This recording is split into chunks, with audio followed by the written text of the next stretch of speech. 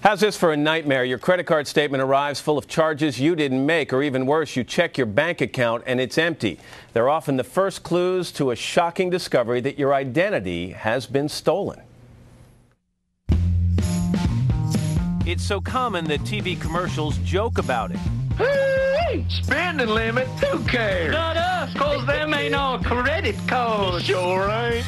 A stranger takes over your identity and your valuable credit, but it's no joke when it happens to you. But how likely is it? It happens once every 2 seconds. That's thousands of times every day. In fact, 9 million consumers had their identity stolen this year alone. And while some identity theft scams are getting more sophisticated, others use simpler means. Our scheme? Posing as a bank to gain confidential information. I'm with Bankers Card Services. What we're offering right now is a brand new credit card. You guys want to sign up for credit card today? Identity theft expert Jim Stickley and his team from Trace Security set up a kiosk offering a credit card from a bank we invented to demonstrate just how many people are willing to give out their most private data. There's your social security number. And your mother's maiden name? 92% of the credit card applicants gave Bankers Card Services their social security number without even questioning the legitimacy of our phony bank. Have you ever heard of Bankers Card Services? Nah, I never heard about it. No, not at all. I've never heard of Banker Card Services before. We basically made up the company name, made up everything.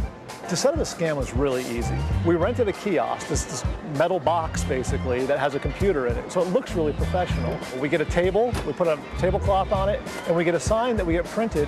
That's all there is to it. With a $5 gift card offer and a prime sidewalk space outside the University of Texas bookstore, we just waited for students to do the rest.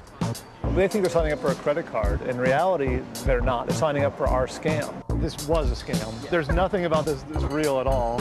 Students are very vulnerable to giving out their information. I think that's why a lot of these companies target students, because they are very naive. With the same offer, we tempted another group, shoppers at a mall in suburban New Jersey, and we got similar results. I just figured that the 0% interest rate would be good for me. You're in the mall and you look like trustworthy people. I get nervous putting in my social security number. That's the only thing I really get nervous about, though. The girl was nice, so. She got us. I was about to go shopping, so my mind was absolutely not on people stealing my identity. The good news, with identity theft now at an all-time high, not everyone was so trusting. Do I have to give you my social security number? Yes. I'm not going to do that today. The social security, when they had to get the social security card, I was like, no way. That's just like the basis of everybody's identity. And if that number gets out, then I mean, you're pretty much sunk. So what lured those who were convinced to give out their private information? I'm one of those people that isn't going to say no when you ask. She had an appealing offer for me. Very few people asked about the bank and its credentials. They were so quick to trust and just to walk over and enter in information. Jim Stickley is an identity theft expert from Trace Security. Hey, Jim, welcome back. Good morning.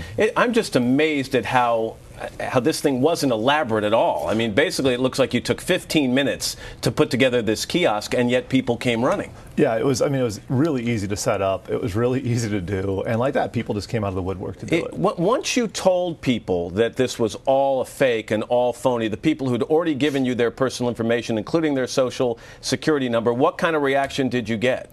Well, I mean, obviously you got that kind of surprised look of, confusion, and then what was really interesting is people would go, well, at the time I was putting the information in, I was kind of nervous, or I didn't really want to give you the information, but I did it anyway, and you're like, why? And it's not that we haven't talked a lot or on all shows and magazines talked about identity theft. Is it that idea that you're getting a good deal? Is that what makes people abandon their common sense? I think the good deal, and then also they're not expecting it. It's kind of out of the blue, put in front of them right away, and it's just like you have 1 second to make a decision, make it quick, and people go, good deal, making it quick. Maybe you make a good point, because if you see something flash on an email on your computer, you're probably more apt to be suspicious than when someone is so brazen to put a kiosk right in front of a bookstore in a college town. That's exactly it. I mean, it's sitting there, they're like, wow, if it's outside, it must be legitimate because it's got this big metal box. What could people do if there were people in that neighborhood or at the mall in New Jersey or any of the other locations you guys set up shop? How long would it take for someone to research that particular bank,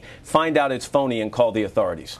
It would take them probably just a few minutes, actually. I mean, because they could just start trying to call up, and there's no business such as that. So, I mean, just try to reach the number. It won't exist. So, again, the main thing you want to communicate to people is anybody asks you for any piece of personal information, in particular your Social Security number, stop and ask yourself a number of real serious questions. Exactly. You want to, first of all, to say, is this a legitimate company? If it's just on a sidewalk somewhere, maybe you want to think twice. On the other hand, if you're going into a bank or a credit union, you're going to feel a lot more comfortable, and really that's where you should be spending your time. All right, Jim Stickley. You're getting dangerous, Jim.